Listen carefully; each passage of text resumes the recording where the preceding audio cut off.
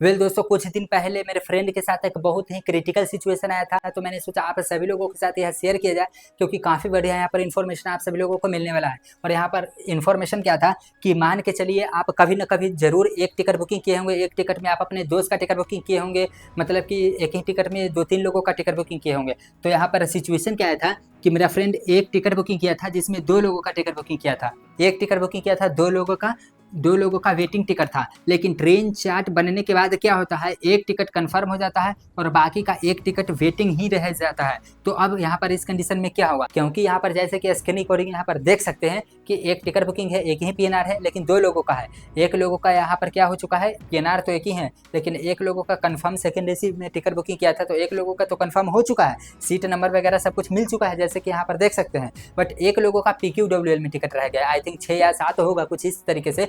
तो एक पीएनआर में 2 लोगों का टिकट बुकिंग था, दोनों लोगों का वेटिंग था। बट ट्रेन चार्ट बनने के बाद क्या होता है ना, ट्रेन चार्ट बनने के बाद यहाँ पर एक टिकट तो कंफर्म हो जाता है, बट एक टिकट PQWL में ही रह जाता है। तो इस कंडीशन में काफ़ी सारे लोगों को अपने डाउट्स होता है कि यार ये तो आखिरकार सेकेंड एसी वाला जो है बंदा, ये PQWL वाला, क्या इसके साथ ट्रैवल कर सकेगा, कंफर्म सीट के साथ ट्रैवल कर सकेगा?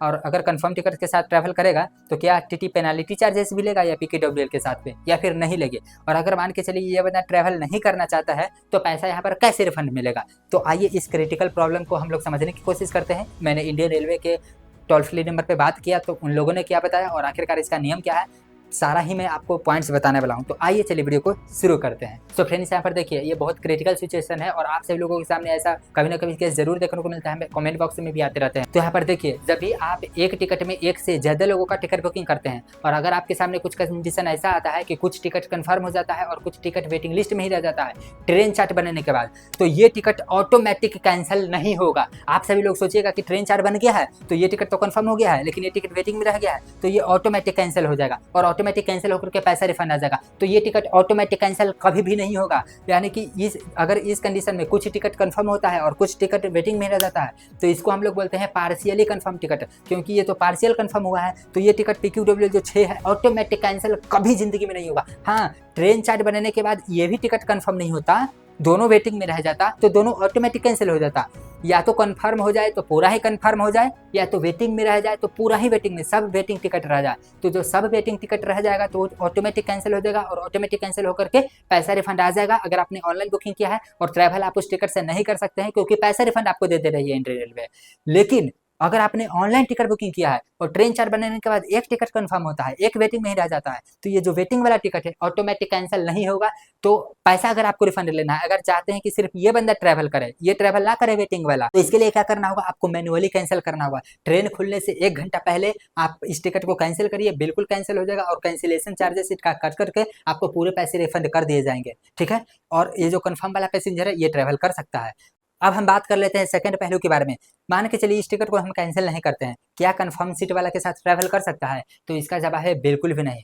अगर आप लोग ट्रैवल करना चाहते हैं तो ये डिपेंड करता है, टीटी के ऊपर में वेरी करता है, क्योंकि सेकंड एसी में वेटिंग टिकट ट्रैवल करना तो वैसे भी अलाउड नहीं है। लेकिन फिर भी अगर ये बंदा ट्रैवल करना चाहता है तो टीटी विदाउट टिकट माने जाएंगे और विदाउट टिकट वाले ही पेनाल्टी चार्जेस लगा सकते हैं। वैसे अगर 50-50% टिकट कंफर्म या वेटिंग रह जाता है तो अगर आप लोगों को ट्रैवल करना बहुत जरूरी है तो आप लोग यहाँ पर रिजर्वेशन काउंटर में जो यहाँ पर टिकट बुकिंग करते हैं उसे जाकर के आप यहाँ पर बुकिंग पूछ सकते हैं, कंफर्म कर सकते हैं कि क्या ये बंदा अगर ट्रैवल करना चाहता है तो ट्रैवल कर सकता है या फिर ट्रैवल नहीं कर सकता है।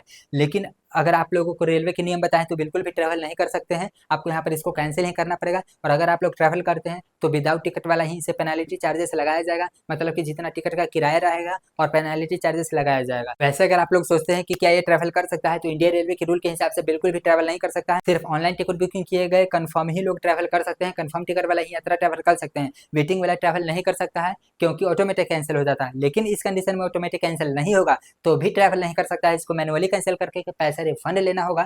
लेकिन अगर ये ट्रैवल कैंसिल करना चाहे तो टीटी के ऊपर में है, अगर आप लोग टीटी को कन्वेंस कर लेते हैं तो हो सकता है ट्रैवल करने दे दिया जाए, वरना आप लोग यहाँ पर इस कंडीशन में ट्रैवल बिल्कुल भी नहीं कर सकते हैं। लेकिन अगर ट्रैवल कर रहे होंगे तो इस कंडीशन में आपको करना क्या होगा कि जो टिकट आपको यहाँ पर कैंसिल करने वाले थे टिकट को आप कैंसिल बिल्कुल भी मत कीजिएगा। अगर जो लोग ट्रैवल करना चाहते हैं तो अगर टीटी वहाँ पर मान गया तो हो सकता है आप दोनों ही लोग ट्रैवल कर सकें, ये इसके सीट वाला पर।